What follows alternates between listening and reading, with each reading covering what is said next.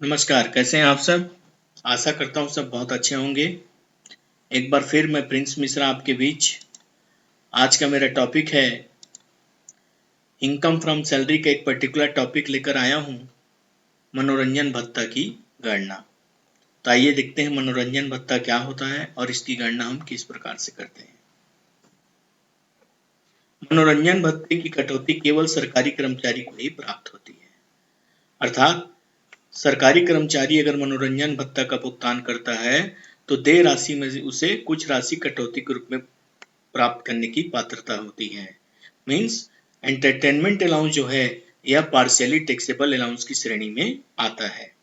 परंतु जब हम एक प्राइवेट कर्मचारी के बारे में बात करते हैं तो उसके लिए संपूर्ण राशि कर योग्य होती है। एक नियोक्ता अपने कर्मचारी को व्यवसाय तथा संस्था में आने वाले ग्राहकों के आदर सत्कार पर व्यय करने हेतु यह भत्ता प्रदान करता है और इस भत्ते की संपूर्ण राशि सर्वप्रथम कर्मचारी के सकल वेतन में जोड़ दिया जाता है और बाद में जो उसे छूट की पात्रता होती है उसके अंतर्गत सकल वेतन से उस छूट को घटा दिया जाता है।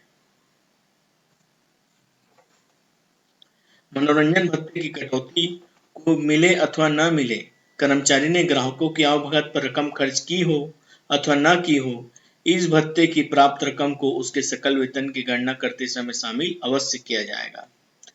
अर्थात पहले हम उसे मूल वेतन में ले लेंगे और कटौती की पात्रता होने पर उसे उस राशि को कटौती योग्य राशि को उससे या डिडक्शन करने योग्य अमाउंट को हम उससे माइनस कर देंगे।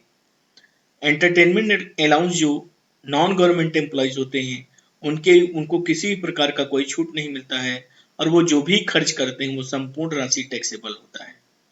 लेकिन जब मैं गवर्नमेंट एम्प्लॉय के बारे में बात करता हूँ तो गवर्नमेंट एम्प्लॉय को निम्न दशाओं में छूट की पात्रता होती है। वो किस प्रकार होगी? वास्तविक प्राप्त मनोरंजन भत्ता है actual entertainment amount received 1/5 or 20% of salary or maximum 5,000 whichever is less is tax free। यहाँ वेतन मतलब सैलरी मीन्स केवल सैलरी, इसके अलावा कोई भी भत्ते शामिल नहीं किए जाते हैं, केवल मूल वेतन को ही वेतन की गणना में शामिल की जाती है। गैर सरकारी कर्मचारी जैसा कि मैंने भी बताया मिलने वाला मनोरंजन भत्ता की कटौती नहीं होगी, संपूर्ण राशि कर योग्य मानी जाएगी। देखिए यहाँ कुछ स्पष्टीकरण भी है जो हमें याद रखना चाहिए, समझना चाहिए कि मनोरंजन भत्ता कर्मचारियों को उसके द्वारा ग्राहकों की आवभगत एवं मनोरंजन पर खर्च करने के संबंध में प्राप्त होता है। कर्मचारी इस संबंध में प्राप्त राशि से कम या अधिक खर्च करे इस पर कोई ध्यान नहीं दिया जाता है। यदि कर्मचारी को मनोरंजन भत्ता नहीं मिलता है और फिर भी वह नियोक्ता के ग्राहकों पर कुछ खर्च भले ही अपने पास से करता हो तो ऐसे व्यय के संबंध में उसे कोई भी कटौती की पात्रता नहीं होगी। अर्थात सामान्य शब्दों में यदि आपको एंटरटेनमेंट अलाउंस मिल रहा है तो प्राइवेट एम्प्लॉय के केस में 100% टैक्सेबल है और गवर्नमेंट एम्प्लॉय के तहत हम मैक्सिमम 5,000 तक उसे छूट की पात्रता होती है। उसके अतिरिक्त जो भी उसके द्वारा व्यय किए जाएंगे संपूर्ण राशि, कहने का मतलब दे एक्चुअल अमाउंट रिसीव या मैक्सिमम 5,000 है वो उसको छूट मिलेगा। उसके अलावा जो भी एक्स्ट्रा होगा उस पर उसको टैक्स देना पड़ेगा, जिसे हम आगे क्वेश्चंस में देखेंगे। आइए तो एक क्वेश्चन देखते हैं अपन एंटरटेनमेंट अलाउंस का। In the following cases, compute the deduction of entertainment allowance received by a government employee। First question मान के चलिए हम ले रहे हैं, उसमें दिया है salary 6,000 per month, received entertainment allowance 500 per month since 1998, the employ started services since 28 Feb 1985, as per the condition of the service he had to entertain the customers of the concern in a club, the actual entertainment expense 10,000 are paid by the employer directly to the club। तो देखिए यहाँ सबसे पहले calculation of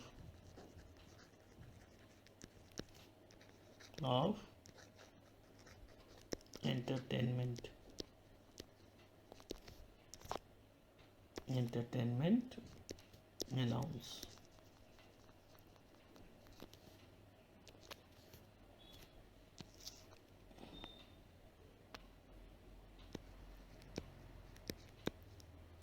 मनोरंजन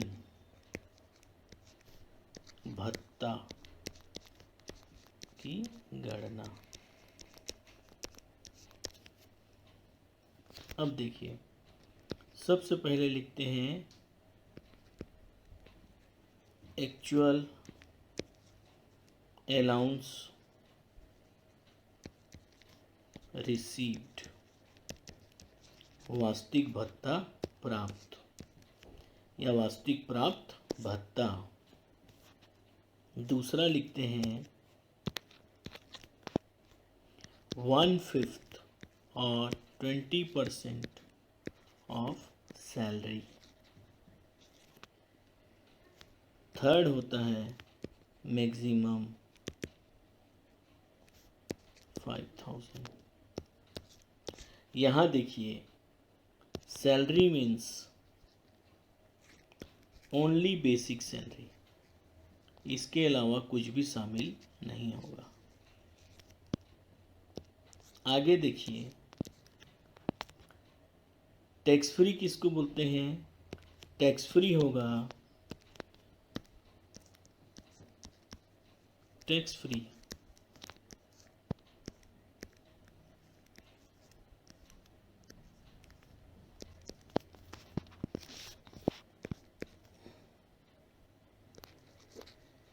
whichever is less। Taxable होगा actual received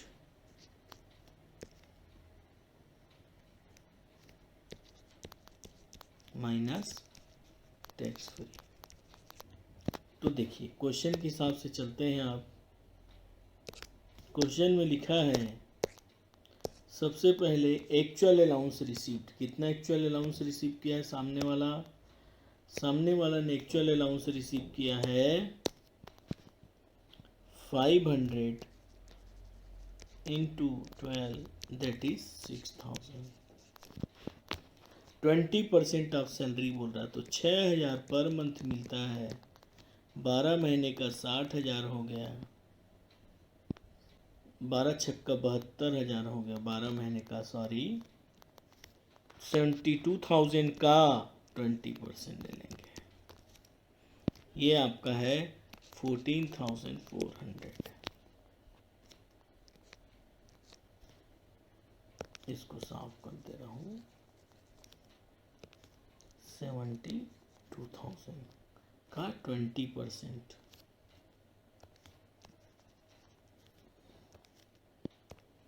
का 20% bye 100 कितना हुआ? ये हुआ 14,400 रुपये और मैक्सिमम लिमिट 5,000 है। तो तीनों में सबसे ज़्यादा कम कौन सा है? तीनों में जो मैक्सिमम कम है वो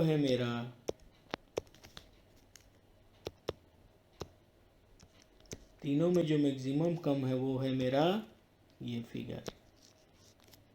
इस प्रकार टैक्स फ्री कितना हो जाएगा? क्वेश्चन में देखिए, टैक्स फ्री हुआ आपका 5,000 क्योंकि वो कम है। तो टैक्सेबल क्या हो जाएगा? हमने रिसीव किया 6,000, सबसे कम है 5,000, तो एक आदमी को 1,000 पे टैक्स देना पड़ेगा।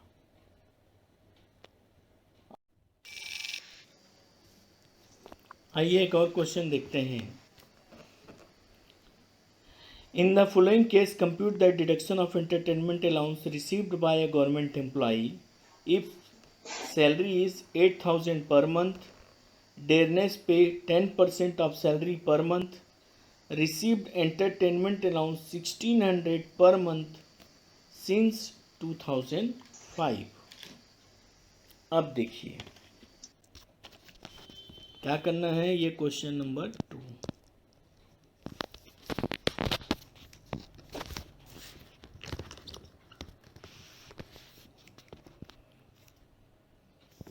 कैलकुलेशन ऑफ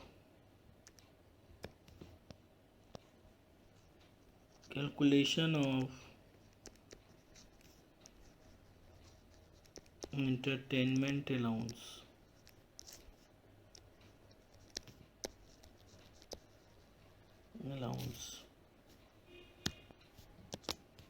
entertainment allowance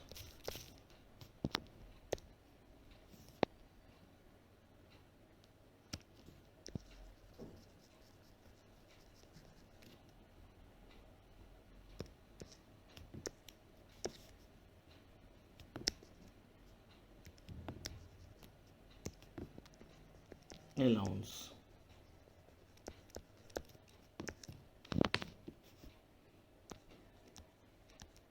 मनोरंजन भत्ता की गणना।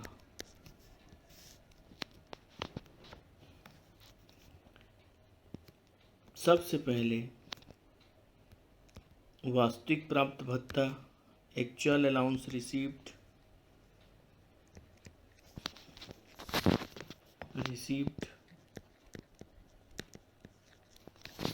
दूसरा है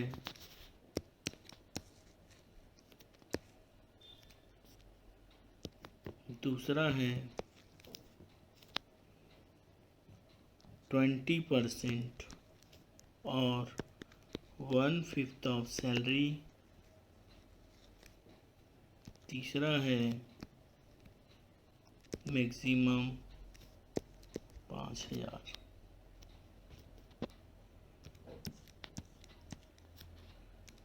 जो कम होगा which ever is less is tax free.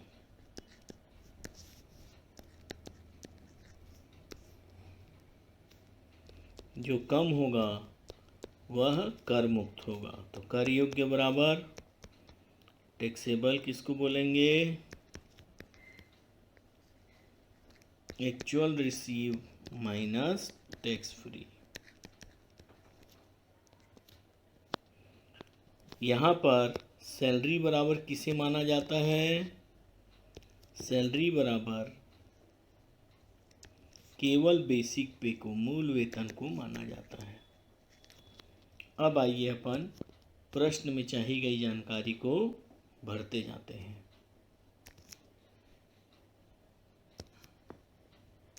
सबसे पहले लिखा है वास्तविक प्राप्त भत्ता। कितना लिखा है? यहाँ लिखा है 1600 रुपये। 1600 इंटू 12 कितना हुआ ये आपका? 19,200।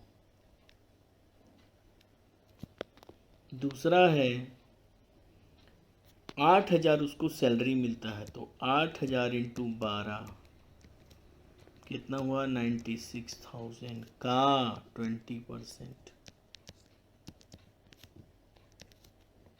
कितना हो रहा है? देखिए ये आपका हो रहा है 19,200।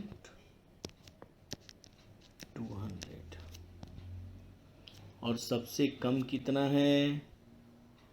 अधिक जो यहाँ पर तीसरा मैक्सिमम अमाउंट कितना लिखा है? 5,000। अब जो तीनों में कम होगा वह कर मुक्त होगा। तो तीनों में कम कौन सा है? ये कम है, तो ये क्या हो गया? टैक्स फ्री हो गया। इस प्रकार टैक्सेबल कितना होगा?